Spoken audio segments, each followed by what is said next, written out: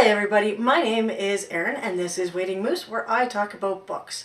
Today I am going to talk to you guys about my 2016 in review. This is part 1 where I talk about the good things that happened to me in 2016 around books. I have some notes, so if you see me reading, it's because a lot of these books I read a little bit earlier in the season and I made notes on the entire thing, and I have the memory of a fruit fly. So sometimes I'm going to forget things, and I want to make sure that I say everything that I'm thinking, because some of my ideas, like some of the things I want to say are really great. I think one of the good things that happened to me this year was finding BookTube. BookTube people are really awesome because I can see you. I can see you guys talking, and I can see the passion that you have for books, and it's awesome to share that with someone. So finding BookTube this year was just fantastic for me. I'm hoping, like, it's funny because as I get more involved in BookTube and some other bookish things, other people in my life that are bookish are doing things as well. So one of my friends, she lives a bit too far away from me, is starting a book club, and I'm like, oh, I'd love to join, but I don't know, especially since she's doing it in the winter, and I just don't know if I want to commit to driving in the winter. So that's one of the things that was just awesome that happened to me this year. Beyond that, I want to talk about books I'm glad I read in 2016.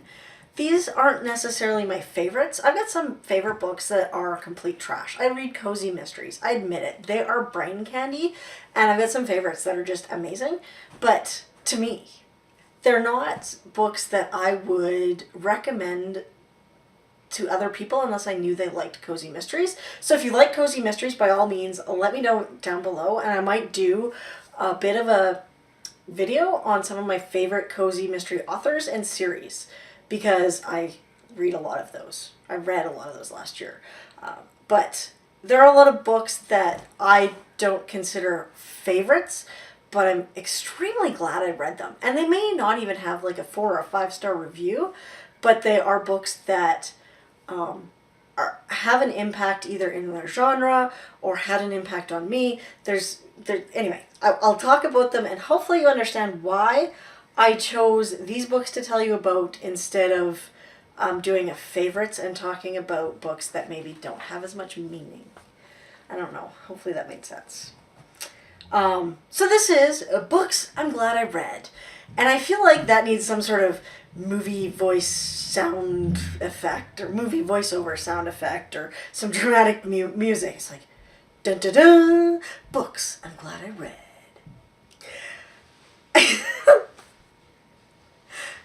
I don't even know where that came from. I apologize. So, we're going to get started. We're going to pretend that didn't happen. We'll get started. I started this year out having read one book in the Martin Beck series by Maya Schwowal and Per Walu. I know I'm saying their names wrong. They are Swedish. I can't do it. I'm Canadian. There's only so many ways my tongue moves, and it's not in the way that is right to say those names.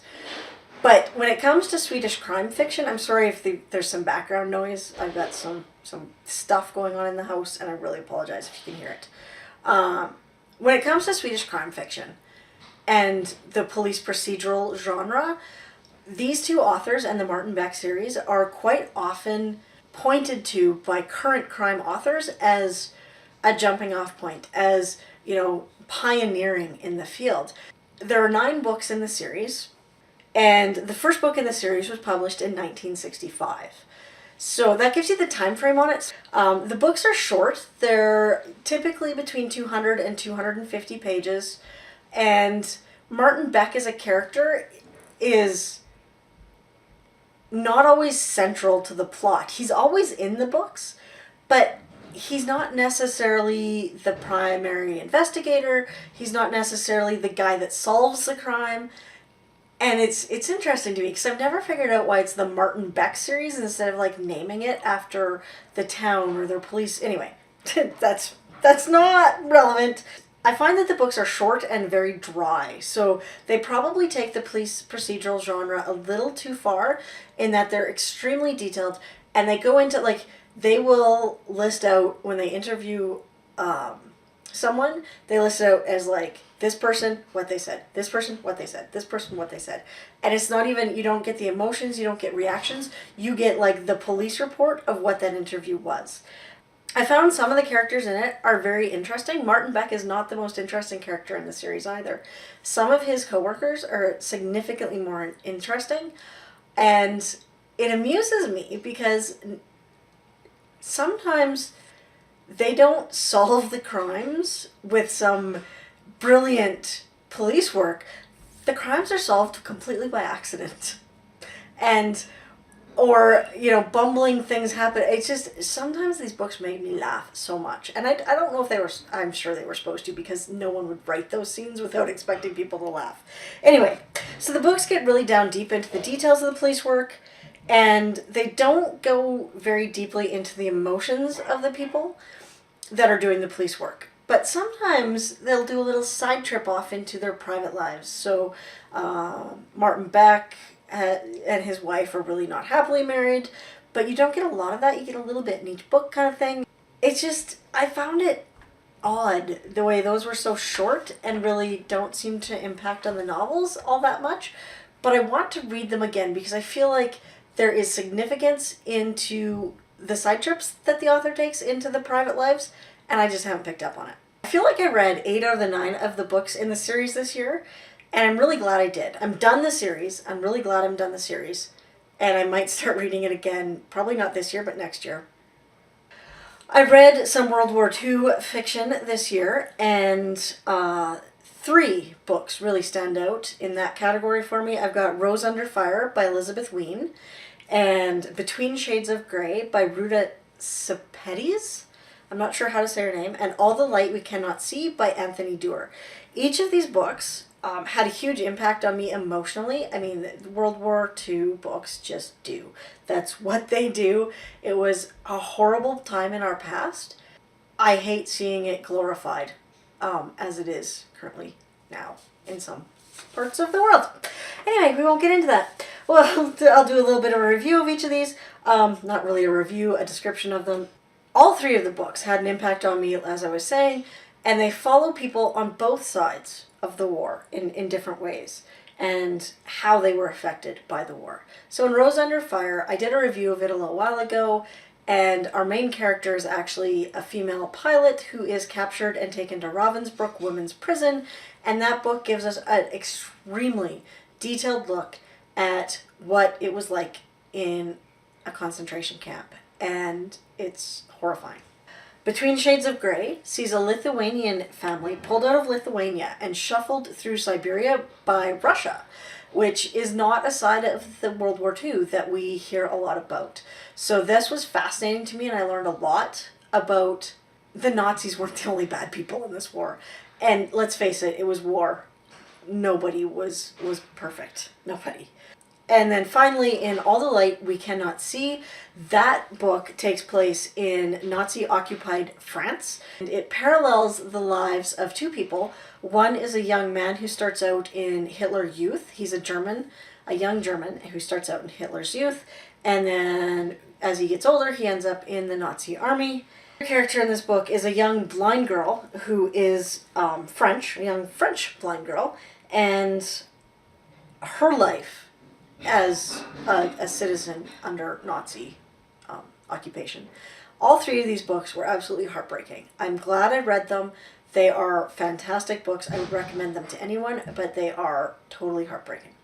I finally sat down and read some Canadian literature that I've been meaning to read for a while. And I mean, when I say for a while, I mean since I was in high school. I don't know why I never read these, but it's W.O. Mitchell, who is a Canadian prairie author. And I read Roses Are Difficult Here early in 2016 because of a challenge where I had to read a book set in my home state or province. And this one is set in the Alberta foothills of the Rocky Mountains. And it's a small town. And when you read the book and you're from the area, you kind of know what the town's based on. And it's actually where my husband works. Anyway, so it's a novel about small town life. A lot of people might find that boring. because it's an old novel. It's probably from the 80s, maybe even the 70s, and it's about small town life on a prairie mountain town, because those are everywhere in Canada.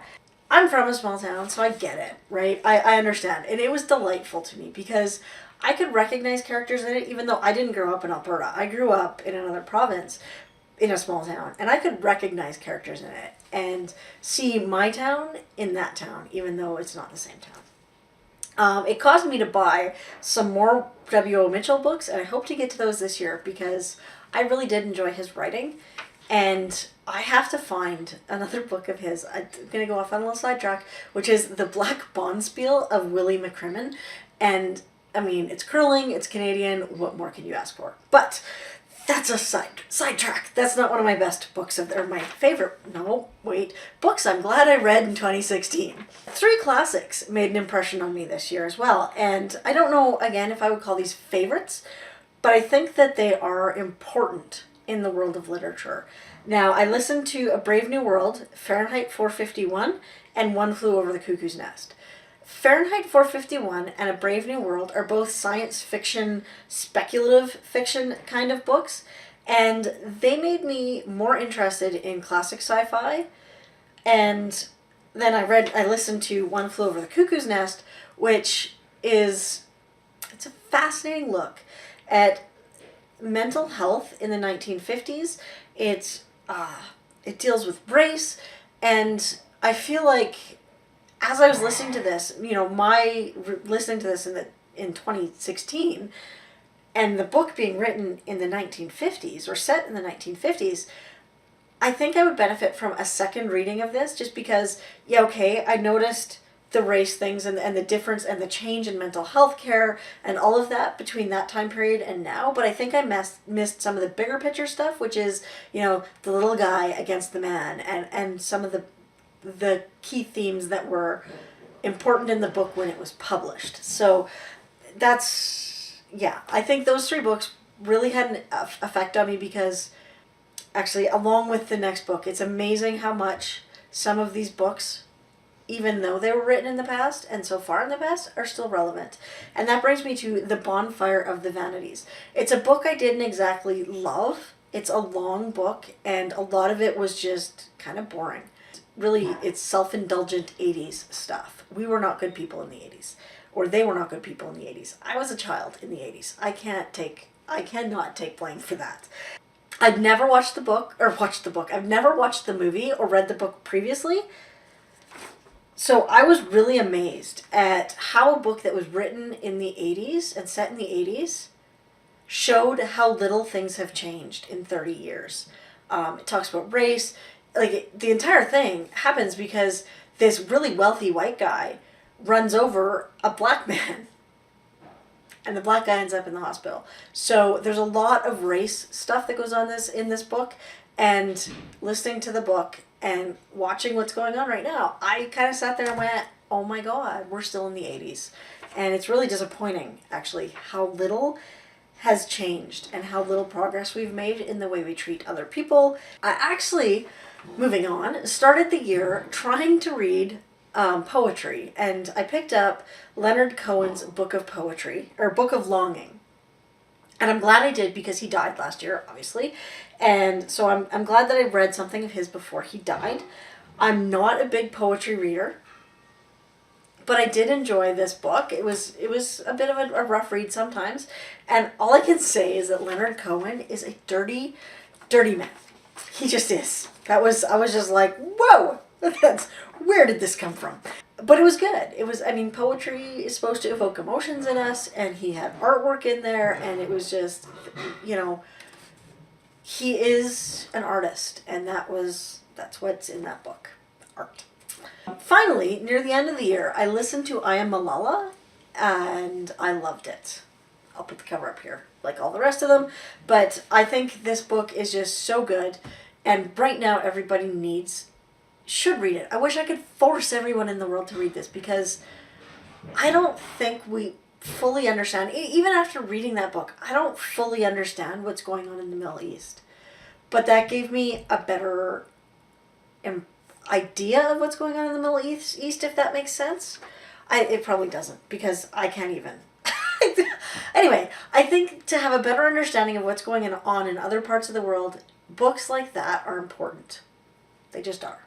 I know that there's been a lot of videos about favorite books of 2016. A lot. I've been watching them and it inspired me to make this one, but I couldn't pick my favorite books of 2016. It would have been a huge long list and it was stupid, but I wanted to do, kind of meaningful books, and this, what I've done. I want to know if you have books that you read last year that you maybe don't consider favorites, but they have meaning for you, or, you're really glad you read them, even if they aren't a favorite. And I'm going to say, like Leonard Cohen's book of poetry, I will never read it again.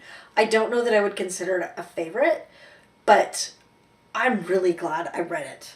It didn't get 5 stars. I think I gave it 3 or 3.5 stars. Well, 3 or 4 stars on Goodreads, but it was like a 3.5 star read for me.